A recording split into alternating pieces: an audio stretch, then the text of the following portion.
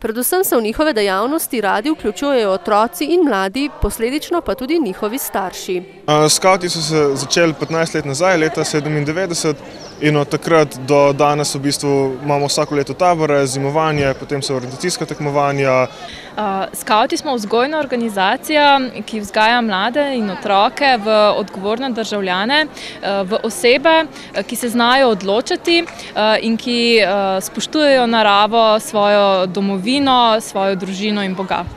Ob praznovanju so se skavti podali na raftanje, fotoorientacijo in se udeležili svete maše, ki jo je v cerkvi svetega Mihaela v Šmihelu vodil novomeški škof monsignor Andrej Glavan. Zanimanje je v bistvu večje, kot lahko zagotovimo voditelju, tako da nas je zdaj že kar nekaj časa, približno 100 nas je tukaj v Novem mestu.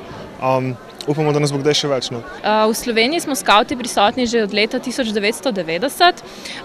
Iz skromnih začetkov smo se kar razširili po celi Sloveniji, tako da imamo preko 70 lokalnih enot in nekje približno 4300 članov. Dan so sklenili slavnostno proslavo v veliki dvorani zavoda Friderika Iraneja Barage.